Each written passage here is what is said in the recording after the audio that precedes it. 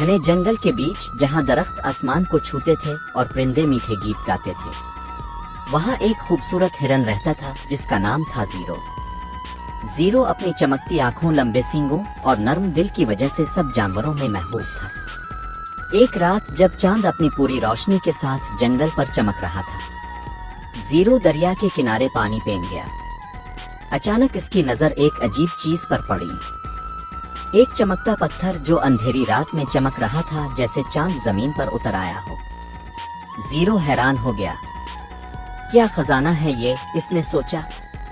اس کے دل میں لالچ جاگ الفاٹے، اگر یہ پتھر میرے پاس ہو تو میں جنگل کا سب سے خاص ہرن بن جاؤں گا۔ اس نے آہستہ سے پتھر اٹھایا اور دریا سے دور اپنے خفیہ غار میں چھپا دیا۔ پتھر کی روشنی نے غار کو روشن کر دیا اور زیرو خوشی سے مسکرا اٹھا۔ لیکن اگلی صبح کچھ عجیب ہوا، دریا کا پانی خشک ہو گیا، درختوں کے پتے مرجھا گئے اور پرندے پیاس سے پریشان اڑنے لگے۔ پورا جنگل جیسے سوکھ گیا تھا، سب جانور پریشان ہو گئے۔ وہ بزرگ الو کے پاس گئے جو جنگل کا سب سے دانا جانور تھا۔ الو نے آنکھیں بند کر کے کہا، یہ تباہی اس دن شروع ہوئی جب چمکتا پتھر دریا سے غائب ہوا۔ وہ پتھر دریا کی روح تھا، اگر اسے واپس نہ رکھا گیا تو جنگل ہمیشہ کے لیے مر جائے گا۔ زیرو کے دل کی دھڑکن تیز ہو گئی، وہ جانتا تھا کہ وہی پتھر اس کے پاس ہے۔ وہ اپنے غار میں گیا، پتھر کی روشنی اس کی آنکھوں میں چمک رہی تھی مگر دل میں اندھیرا چھا گیا۔ اگر میں یہ واپس کر دوں تو میری چمک ختم ہو جائے گی، اس نے خود سے کہا۔ رات گہری ہو چکی تھی، زیرو کے دل میں ایک جنگ چل رہی تھی، لالچ اور نیکی کی۔ پھر اچانک اس نے دریا کے قریب پیاسے پرندوں کو دیکھا، ان کی کمزور آوازوں نے اس کا دل بدل دیا۔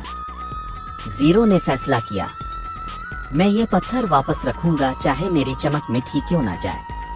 وہ چپکے سے غار سے نکلا، پتھر کو منہ میں اٹھایا اور دریا کے کنارے آیا۔ آہستگی سے اس نے پتھر کو پانی میں رکھ دیا۔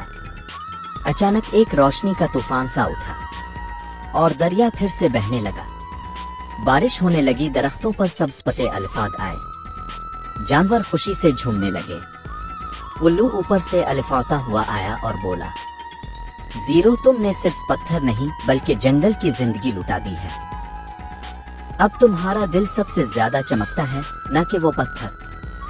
زیرو مسکرا دیا، اس نے آسمان کی طرف دیکھا اور کہا، اصلی روشنی خزانے سے نہیں نیکی سے آتی ہے۔ پس منظر میں خوشگوار موسیقی، درختوں کی سرسراہٹ، پرندوں کی چہچہاہٹ اور جنگل پھر سے زندہ ہو گیا۔